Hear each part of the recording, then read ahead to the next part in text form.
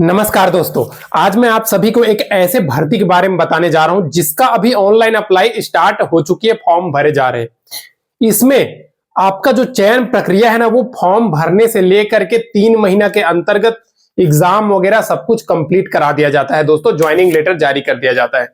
तो आप सभी के पास एक सुनहरा मौका है।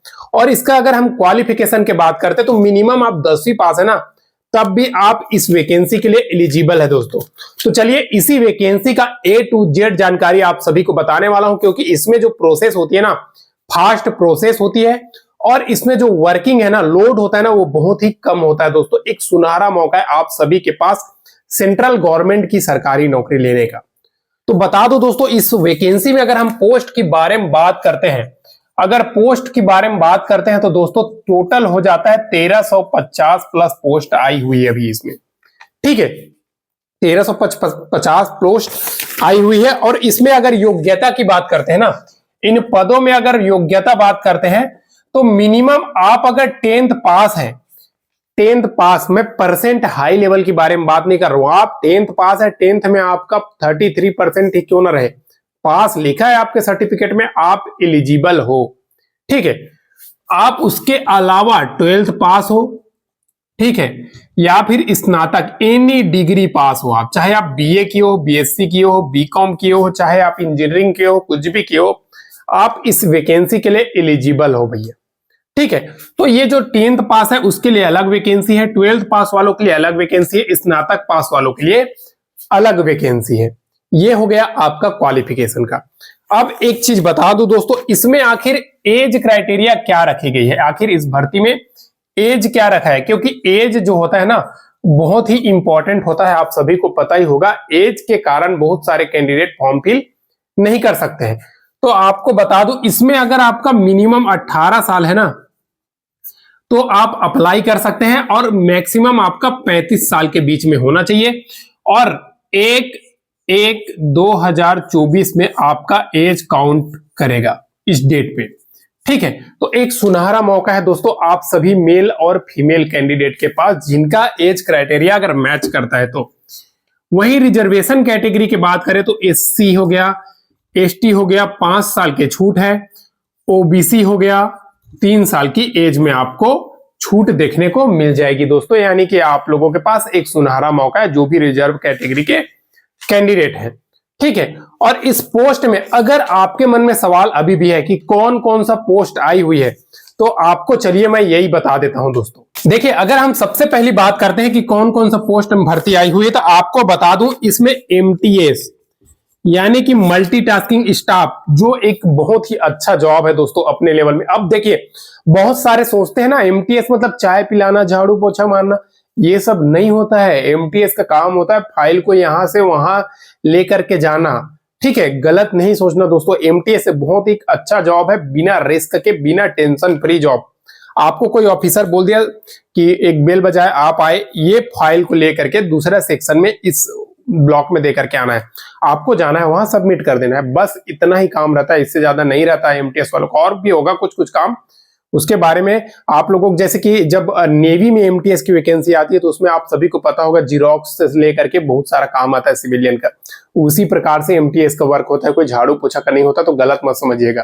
ठीक है, और योग्यता एमटीएस का आप सभी को पता है 10th पास है, और इसमें एसएससी लेवल का एग्जाम नहीं होता है। ठीक है, आप लोग पहले जान लीजिए। दूसरा है जेएसए, जो पेपर हुआ था किसमें, ईएमआरएस में, वही वैकेंसी है, जूनियर सेक्रेटरी असिस्टेंट। ठीक है, अब देखिए इसमें जो एग्जाम होता है ना, वो बहुत ही इजी होता है दोस्तों। आप जो ईएमआरएस के एग्जाम में बैठे होंगे उन सबको पता होगा, इसीलिए उसका कट ऑफ हाई गया था। अगर आप चाहते ना इसमें, उसमें नहीं हुआ था, तो आप थोड़ा सा मेहनत करोगे ना तो इसमें निकाल लोगे, क्योंकि कंप्यूटर का सेक्शन बहुत इजी आता है। ठीक है, और आपको तो सेंट्रल का वैकेंसी है। ठीक है, इसके बाद एएसओ का पोस्ट है भाई। ठीक है, लैब अटेंडेंट का पोस्ट है दोस्तों, लैब अटेंडेंट का पोस्ट है। फिर आपका आ जाता है कंप्यूटर ऑपरेटर का पोस्ट है दोस्तों। फिर आपका आ जाता है स्टेनो का पोस्ट है दोस्तों। ठीक है, फिर आपका आ जाता है दोस्तों इलेक्ट्रीशियन कम प्लम्बर की पोस्ट है, इसमें 10+ ITI है तो आप भर सकते हैं। अब देखिए इससे अच्छा भर्ती और कहां मिलेगा दोस्तों, ठीक है। और टोटल पोस्ट की बात करूं तो 1350+ पोस्ट है, तो इसमें आप फॉर्म जरूर एक बार अप्लाई कर दीजिएगा। अब देखिए इसमें अगर आप पूछते हैं सर इसमें सिलेक्शन की जो प्रक्रिया है वो क्या है, तो आप सभी को सबसे इंपॉर्टेंट आप लोगों को चयन प्रक्रिया ही बता देता हूं, क्योंकि देखिए एक सिंगल एग्जाम के थ्रू आपका चयन है, चयन प्रक्रिया, ठीक है। अगर हम चयन प्रक्रिया के बारे में बात करते हैं तो सबसे पहला इसमें लिखित पेपर है, ठीक है, लिखित यानी कि रिटन एग्जाम, ठीक है। अब ये लिखित पेपर आपका OMRS बेस्ड होता है, OMRS बेस्ड, ठीक है। लिखित पेपर के बाद कुछ पोस्ट है उसमें आपका स्किल टेस्ट है, ठीक है दोस्तों। अब स्किल टेस्ट मतलब आपका टाइपिंग होगा जो 30 वर्ड पर मिनट जो भी रहता है, आप सभी को तो पता ही होगा, सेंट्रल में 30 वर्ड 25 वर्ड यही रह चलता है हिंदी में, ठीक है। तो ये आपका टाइपिंग टेस्ट है। उसके बाद आपका डॉक्यूमेंट वेरिफिकेशन टेस्ट है और उसके बाद डिस्ट्रिक्ट हॉस्पिटल से मेडिकल सबमिट करा करके सबमिट करना रहता है। ये हो गया आपका सिलेक्शन का प्रोसेस। अब देखिए ये स्किल टेस्ट आखिर कौन कौन सा पोस्ट में है ये भी जान लीजिए। तो देखिए यहाँ पे आपका JSA हो गया, स्किल टेस्ट है। ASO में थोड़ा सा स्किल टेस्ट रहता है नाम मात्रा का, वो आप आसानी से कर लोगे, ठीक है। कंप्यूटर ऑपरेटर में, आपका स्टेनो में, इसमें आपको रहेगा दोस्तों, ठीक है, आपका क्या रहेगा स्किल टेस्ट। अब आ जाता है दोस्तों इस वैकेंसी का सिलेबस का, तो मैं आप लोगों को MTS का बता दूं। MTS बहुत ही एक अच्छा जॉब है और इसमें आप आसानी से एग्जाम पास कर लेते हैं। तो इसमें आपका 100 क्वेश्चन आएगा दोस्तों MTS में, 100 नंबर का आएगा, 2 घंटा का आपको टाइम मिलेगा, ठीक है। निगेटिव 1/4 रहता है। और एक चीज बता दूं, इसमें अगर आप सब्जेक्ट की बात करते हो ना तो आपका इंग्लिश और हिंदी मिला करके, ठीक है, 40 अंक आएगा, ठीक है, और 40 क्वेश्चन ही आएगा। करेंट अफेयर्स हो गया और जीके का क्वेश्चन आपका 20 क्वेश्चन आएगा दोस्तों, ठीक है। और उसके बाद बेसिक कंप्यूटर से लेकर के आपका 40 क्वेश्चन आएगा। तो एक सुनहरा मौका है, आप आसानी से इस एग्जाम को फाइट कर सकते हैं, क्योंकि देखिए जितने भी कैंडिडेट को पता होगा उन सभी जो SSC MTS का फॉर्म डालते हैं एग्जाम दिलाते हैं उनको पता ही होगा कि SSC में MTS की लेवल क्या रहती है। वो भी जो सैलरी वहां पे मिलेगा जो वही सैलरी यहां पे मिलेगा। और आपका जो है ना दोस्तों टाइम भी ना, मतलब एक टेंशन फ्री वाली जॉब है, सबसे अच्छा है। अब देखिए ये वैकेंसी में अगर आप अप्लाई करना चाहते हैं तो फॉर्म अप्लाई का लास्ट डेट कब है, तो फॉर्म अप्लाई का लास्ट डेट बता दूं 30 अप्रैल 2024 है इस वैकेंसी का लास्ट डेट। और ये वैकेंसी में फॉर्म में फी कितना है, तो देखिए दोस्तों ये वैकेंसी एक सेंट्रल की वैकेंसी है जो NVS यानी कि नवोदय विद्यालय समिति के अंतर्गत नॉन टीचिंग पोस्ट की भर्ती है। इसमें एक अंतिम मौका है 30/4/2024 इसका लास्ट डेट है।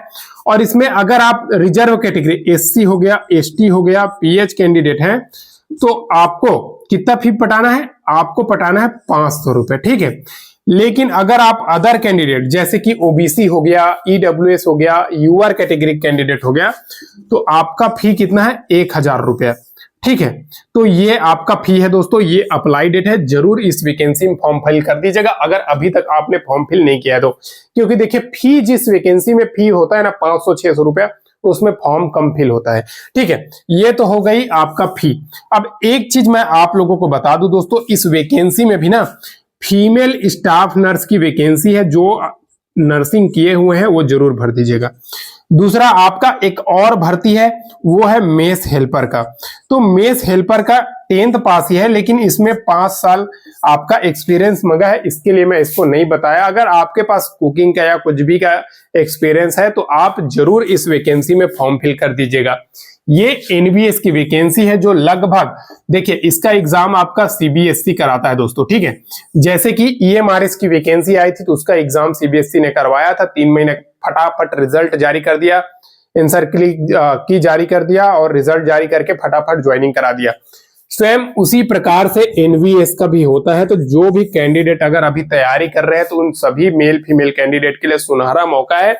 इस वैकेंसी में अगर आपको 90 दिन के अंतर्गत ज्वाइनिंग लेना रहता है ना तो देखिए प्रोसेस इतना फास्ट होता है ना, आज आपका एग्जाम खत्म हुआ, 5 से 6 दिन में आपका आंसर किया जाएगा, 1-1.5 सप्ताह में इसका, 1 सप्ताह ही लगता है ज्यादा से ज्यादा, आपका रिजल्ट आ जाएगा, जितने भी सिलेक्टेड कैंडिडेट है उनका नाम आ जाएगा। तो इससे बढ़िया मौका आपको और कहां मिलेगा, इससे अच्छा सुनहरा मौका दोस्तों, जरूर फॉर्म फिल कर दीजिएगा इस सेंट्रल की वैकेंसी। और सेंट्रल में तो आप सभी को पता है अभी सैलरी क्या मिल रही है, सैलरी बहुत अच्छा खासा होने वाली है।